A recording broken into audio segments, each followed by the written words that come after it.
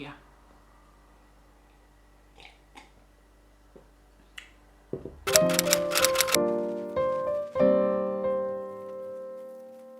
365 days.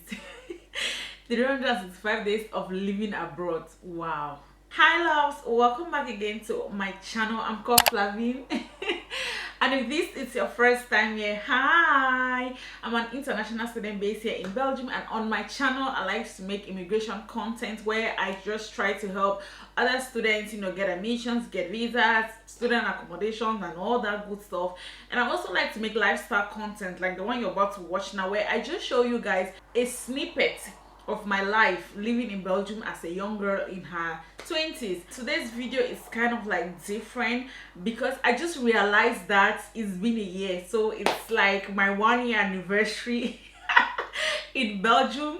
So I've been in this country for 365 days. Wow. I'm just going to share with you guys my experiences, what this 1 year has been like to me. It's a personal thing. It's not like this is something that works for everybody. I'm going to be touching on a lot of things in this video, things like friendship, family and relationships, education, culture shock, social life, standard and cost of living, and where my emotional and mental health and all of that. Okay, it's more like a story time. It's a chilled video, so just grab something and let us chill and enjoy this video together. Let's start with friendships. I can't really, and I'm just trying to be very, very sincere here, I can't really say that I have like a friend. I'm sorry to anybody who might feel offended, but then listen to me. I feel like I have acquaintances, okay? Yeah, I don't think that I really have like a friend, because to me, if I call you my friend, I treat you like family, you understand? The same respect, the same treatment that I may give to my sister or my brother is the same treatment I will give to my friend, okay? So I can't really say that I have friends yet. I have acquaintances, and even in that category of acquaintances, I have like some really close acquaintances, okay? And those close acquaintances are gradually becoming friends, okay? It's something that you will take time, you build before you actually call somebody my friend. So when it comes to friendships, yeah, like no deep friend yet, but then I have people that are gradually becoming like really close and becoming friends and becoming even family to me. So I don't know how to explain it. One thing with me is that I'm not even good with friendships, okay? I'm not the perfect, like I'm so scared of friendships. Let me just put it, it's not like I'm not good, I'm so scared of friendships because all the wahala that comes with friendships, quarreling, jealousy, and all of that, I don't have energy to fight those things, okay? So yeah, so I take my time to know somebody, I take my time to grow, I take my time to really examine you, and if we vibe, our spirit are together, best believe I can really like, we can be close. But then when it comes to friendship, this is 1 year and I cannot really stand my ground and say, I have this friend now. But then I have some very good acquaintances, okay? I mean, some people that I consider friends, but then in the long run it proves that we're not friends. So yeah. Another thing is culture shock, okay? Now on TikTok I share a lot of my culture shocks, but then I don't really think I have much culture shocks again. Now like this, I feel like I'm really used to everything.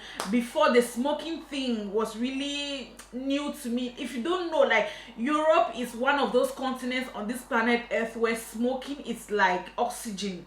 Like, they cannot do without smoking, you understand? So but then now those things I'm used to, like things things were just so strange. Now I just look at them and then I mind my business like every other person. A lot of things are no longer strange to me. The culture shock of smoking is not strange to me. The culture shock of, maybe children talking back at their parents is not strange to me again. A lot of things are not strange to me, okay? We're missing really young children like 13 years old having boyfriends and kissing on the road. It's no longer strange to me, okay? At this point, is there anything that you want to do, just do. All of us are just minding our business. I'm used to like everything now. Nothing is really new to me anymore. So in terms of culture shock, there's nothing that is shocking me again. Maybe in the future some new things will still happen, and then I'll get used to it. Alcohol, seeing children drinking alcohol, knowing that Belgians can drink alcohol more than Africans is no longer new to me. So yeah, that aside, that has left my brain. Okay, no more culture shocks. I'm used to a lot of things. Let me say 90% of the things I'm used to now. Standard and cost of living. In Cameroon, no, I was balling. I was living well, because one thing I've stopped doing is trying to convert money. Okay, like if I want to do this thing, if they say this mug is like €2, I'm no longer doing the exchange rate to see how much it is in francs CFA. No, I'm not doing that again. Okay, that has stopped, because if you keep doing that, you're going to get into trouble. Okay, you're just going to give yourself headache for no good reason. The standard and cost for living in Belgium, I haven't been to other countries. I haven't been to the US or UK or any other place to know how the standard and cost of living is there. But if I compare to the way I was living in Cameroon, of course, yeah, it's expensive now. Only a student room, you're paying 300 and something euros. You're paying my former student room. Oh, by the way, I'm in a new space. I don't know if you guys even notice. I'm in a new student room. That's a story for another day. But then I just feel like standard and cost of living is more than what I used to, do in Cameroon. I mean, you just remove 340 euros, 45 euros, and you pay for a house. Calculate that to francs CFA. That's a lot of money, actually. Before you think about feeding, before you think about paying bills, phone bills, house bill, what is house bill? Rent, electricity, internet. My mobile internet is different from the Wi-Fi at home. Like, oh my god, the standard of living in Cameroon and here, two different things. Okay, very, very expensive here. But then what I've done now is that I immerse myself in the system. Like, I just get used to it here. I just tell myself that I'm no longer in Cameroon, so no need to compare. No need for me to compare again and say, oh, in Cameroon I used to do this, oh, I used to do that. Education, let's talk about education. Jesus, people do not tell me that education in this Belgium is this hard.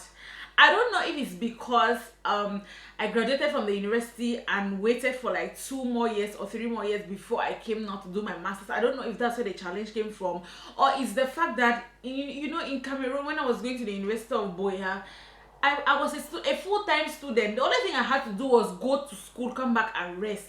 No other thing attached to it. But this new system of going to work, and not just any kind of work, going to work in a factory, all these difficult jobs that I have to go and do, I still have to come back and go to school, come back and study, and then I'm trying to build a career on that.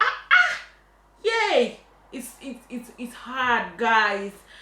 I struggled with education. Okay, I know that some people don't struggle, lucky you, but then I had a hard time. There were days that I broke down. I used to cry. Hey, I will cry some days and then I cry at times, not because the things are hard, but I also cry when somebody says, Flavine, it's you now, you get sense in this book. No, who will tell you that I'm struggling? Who will tell people that I'm barely trying to just make it and go? I carried my Cameroon mentality, whereby I will wait when it's few days to an exam before I start. Don't do that. See, don't do that in this. You will fail, you will fail. I carried that same mentality and I brought it here, and it was not good on my part. Okay, guys, like it was hard. I don't know if it's that the system where I'm coming from and the system here, it was not the same. Like, I struggled with education. For me, education is not really easy like that, okay, in Belgium. And also one thing, okay, I've gotten to a point in my life where I feel like I just want to learn a particular skill that will help me make money. At this point in time, I'm about chasing the bag, okay. Education is it stresses my brain. But then also I want to have my masters. Like, I want to have my masters and keep it, okay. So it's just like juggling things that are important in your life, okay. Like, just trying to know which one is higher, my scale of preference, which one is on the top of the list and which one is at the bottom, okay. If I could change anything, I will probably change the fact that I shouldn't. The first when I came, I was so focused about work and money. I would have balanced it 50-50. Okay, like balance it with education and school, a school and work. I just balance it.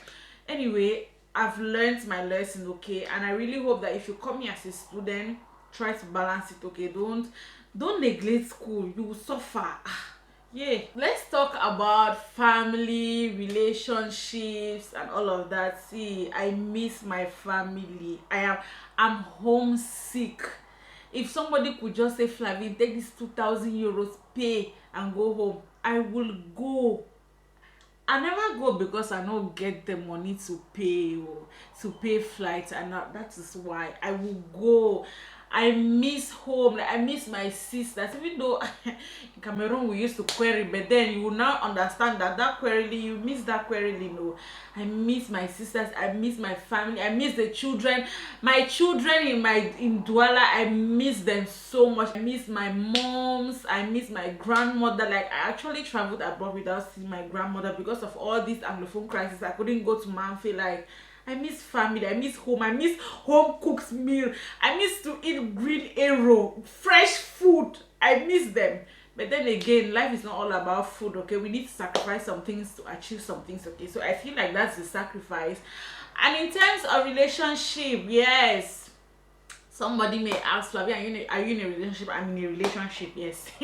I'm in a relationship, so you can rest. And when it comes to relationships, yeah, I got to know a lot of other people that have just really been kind to me, people that stood as family for me here in Belgium, and I'm really grateful. Okay, I cannot start calling names. A lot of people have played like a role in my life. Even if wherever you're watching this video, even if for once in your life I called you and asked you that, where, how do I do this thing, and you just gave me one solution, I'm forever grateful. Okay, I've met new people, I've met wonderful people, I'm building relationships, I'm building friendships, and that means a lot to me. Okay, that means a whole lot to me. And also with my family, I feel like now I really get to understand and appreciate family more. My uncles, like, see, moving abroad just made me understand that these people were actually good to us. Okay, I have one in South Korea, one in the US, my mom is in Canada. You really start appreciating all these people for what they've done to you. Like, when you come and see how working and living here is not easy, okay, you really tend to start appreciating these people that you just sit and say, please, I need 50,000, and they will send to you. And even my boyfriend, then, see, you people, he's a good man, Sha. I'm not going to lie, he's a good person. Because when you really see how life is here, and then you remember that you were back in Africa, and you will just call, and these people, they will not complain, they will not grumble, they will tell you that, okay, I'll see what to do, and they will give you, they are good. It's not, now that I'm here, I understand that these people are selfless. Okay, so let's talk about social life now.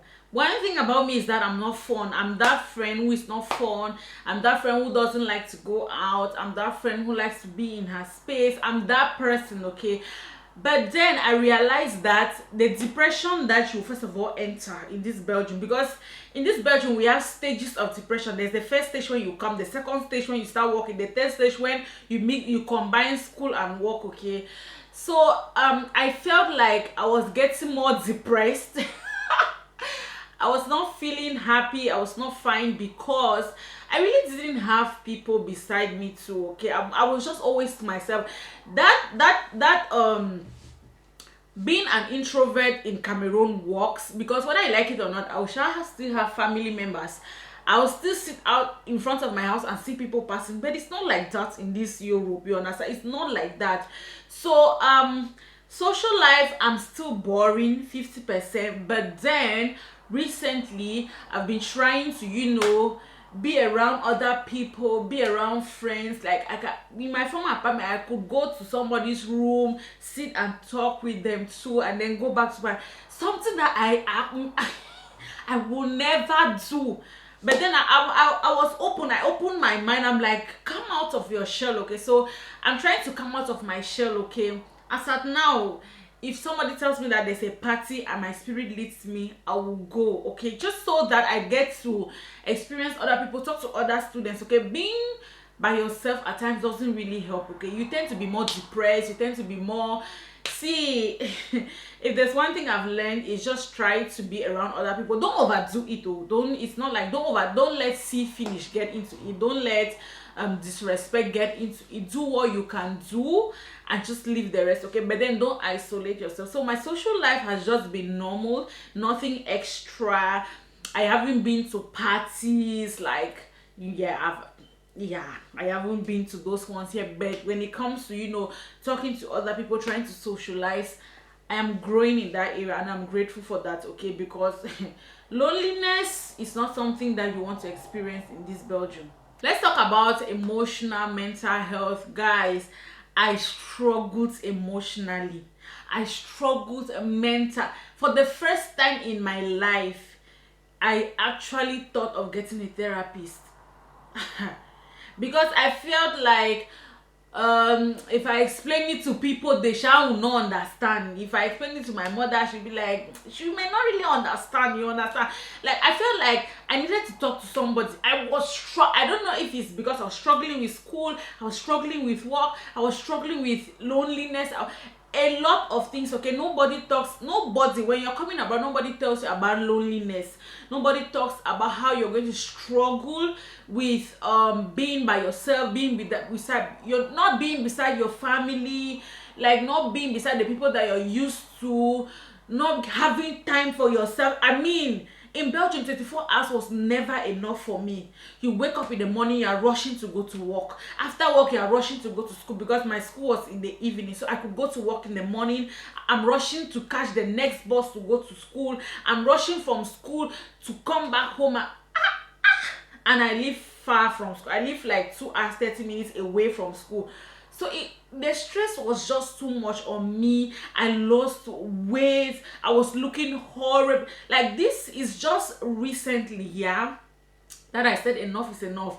I started treating myself well, started taking care of myself, started having time for skincare. Like, hey, I was not even understanding my skin again. The weather in this Belgium was, first of all, too harsh. I have dry skin. So imagine me coming here, like, I brought my lotions from Cameroon, but then I forgot that the weather in Douala and the weather in Belgium are not the same. So I was struggling with, like, trying to look for what would go well with my body. There was nothing. I was breaking up naturally. Yeah, I'm an acne girl. I have acne. I mean, I have no makeup on, so you guys can see, and these spots are always like the worst spots, okay. So naturally I have acne, so not taking care of my skin is the worst thing I can do for myself. Like, I will break out. I did not even understand my color. I mean, I'm not black, I'm not fair, I am in between. But then I was not understanding how my body was looking at. I'm like, Flavine, are you black or are you fair? Which one are you? And then when I see somebody who knows me, or when I call somebody on the phone, and they're like, you've grown darker again, what's happening to you? Hey, God. Or someone will say, why is it that you've not done your hair? Why are you look tired, you look sick? That thing used to pain me. It used to, like, I was not looking my best. I wasn't taking care of myself. I did not care. I would just get up. Whether my hair is looking like a madman. Listen, I was battling with a lot of emotions. I will cry. I cannot even count how many times me and Sha cried. I cried. Yeah. It's just that people do not see. When I'm crying, you will not know. I will finish crying and wipe my eyes and come outside and you'll see me smiling. So I really did struggle mentally. And I feel like a lot of international students, okay, so many go through that. But then we don't really know how to talk about it. Somehow I feel like I should start a support group. If you want me to start a support group for international students so that we can know how to help ourselves mentally, emotionally, psychologically, let me know. Okay, I'm going to start that support group because I feel like a lot of us need it, and maybe we can try to look for a sponsor, you know, that can sponsor us so that we can help ourselves. Okay, yeah, let's pray for that. But then I really did struggle mentally, and it was a lot. And lastly, let's talk about my spiritual life. Okay, I feel like my spiritual life went down the drain, and this is just me being open, being sincere. Okay, there is this tendency of coming abroad and everything is fast. In this abroad, nobody walks slowly, everybody is fast, everything is happening fast. I felt like the church girl in me, I was gradually losing that person because in Cameroon, I do not joke about my God. Okay, I mean you have time to your hands to attend your Sunday services and all of that. Now I've come here. The church where I attend is not here. There's no branch around me. So basically, what I do is follow online. Okay, and it's not even easy to follow live online. Like I really appreciate anybody who comes online or abroad and they are still consistent with their God. One of them is my boyfriend. Oh, more that guy is consistent with his God. Oh, now nothing can come between. Even if what is happening to the world, when it's time for his service, it's time for his service. Okay, but I think me, I struggled a lot. Like I did not see myself praying as I used to. I did not see myself reading my Bible like I used to. I mean, like the things of the Lord now went down. My list of preferences, I think anything that concerns religion or my Christianity or my walk with God, it just went down the list. I was so focused now on working, school, this, that, and there was no space for the work of God. There was no space for my spiritual life, like a whole lot. Okay, I really struggled, but then I'm so grateful that I'm picking myself up. I mean, that's why God loves us, right? We are not perfect. He loves us the way that we are. It's good to admit that, okay, I'm falling, I'm failing, and then you pick yourself up back, try to get back in line. So that's what I'm doing now. So you may ask, what now? Listen, I'm just living.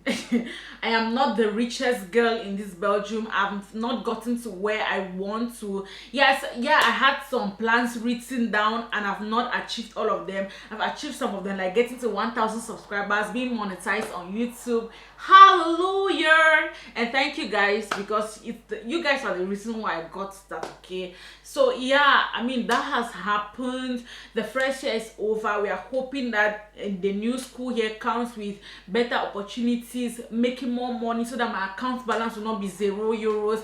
A lot of people will be claiming that Flavine has money. I don't know where you people saw that I have money. If me, I have money, you will know. You will know. So yeah, that's really how my 365 days in this Belgium has been like. So if you've moved abroad, let me know how your first year abroad was like, because I know that the first year is always the hardest, because you're trying to adapt, you're trying to settle down, you know, a bunch of things are just happening. But then I think now I'm getting used to, I mean, I have good people around me that I can depend on. You know, I know how to juggle this thing now. I mean, it's not like before. I know my way around now. I know everything has been going on perfectly. So yeah, thank you guys so much for watching. I would really love to know your experiences for people who have moved abroad. It doesn't have to be Belgium. You moved abroad to the US, UK, you even moved abroad from Cameroon to Nigeria, or from Nigeria to Ghana. Anywhere abroad is not only in the Western world. Okay, abroad is you leaving home and going to a new country to live there. Okay, so let me know your experiences of actually moving abroad. How was it like? How did you adapt, or how are you trying to adapt? Or if you've not adapt, let me share know. Okay, thank you guys so much for watching. Please don't forget to hit on the red subscribe button, like, comment, share, and all that good stuff. And I'm going to see you in my next video. Bye.